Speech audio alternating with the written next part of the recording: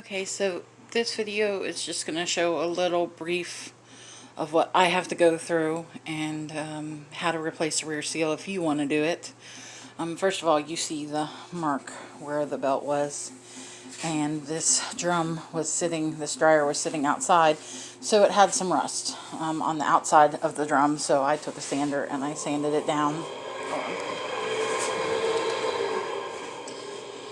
So I took a sander and I sanded it down. That way that rust would not wear on. I put new belts on all of them. That way that rust would not tear up that new belt. So here's the rear seal, and it is glued on there normally. So what you got to do is when you find a rear seal, it's felt. And when you find a rear seal and you take the machine apart and it's wearing or it's coming apart, you have to replace this, and it's a pain in the ass. And it's not really worth the time or the money because no one wants to pay for it. But what happens is, here's the dryer it came out of. What happens is there's this spot up here where the rear seal rides.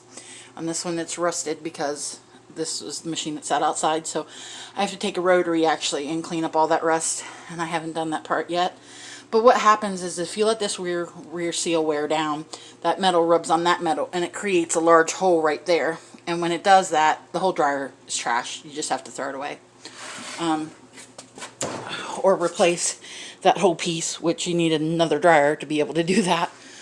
So when I find them coming apart, since I give a 1-year warranty on everything, I replace this rear seal. And to do that, you stick a large screwdriver between the seal and the drum, and you work it around and you tear off the old seal. This is a new one.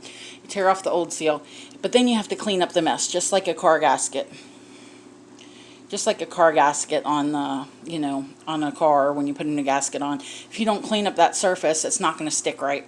So then I take my rotary and I clean up all this mess, all the excess glue.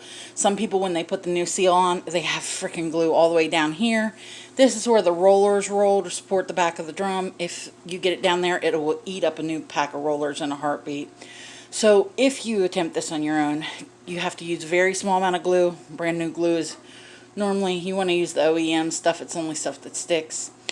And you want to keep it on this line. And you need to be very careful how much you put on there, because you don't want to, this glue is tough, and once it dries, it's dry, and you don't want to get it down there at all. So what you do though is you put it on all the way around first to make sure it's the right size, and you put it on with clothespins. And then you take off like this, a piece at a time. You gotta make sure to have the right part because there's different size seals. And you glue a piece, and then you put it on with clothespins, and you take these clothespins off and you glue it, and all the way around until the seal's completely on with the new glue. But then before you run it, you have to wait. You have to wait 24 hours before you put it back in the machine and test it out. If not, you take a chance on all that coming back apart and you wasting that seal. And this seal isn't the OEM one. It's sort of thin. I'm not sure if I like it much, but I didn't have enough money, and customers really don't want to pay for the extra time and the extra parts. So this one's not OEM. I wish I could put the OEM ones on there. They're totally worth extra money. They're like twice the price. But it's hard to get any extra money out of customers because they don't understand what it is and what it does and how much of a hassle it is. So I'm going to get to work and glue this on and then clean up the rest of that and put that back together. And I just sort of wanted to show you what a rear seal is on a dryer.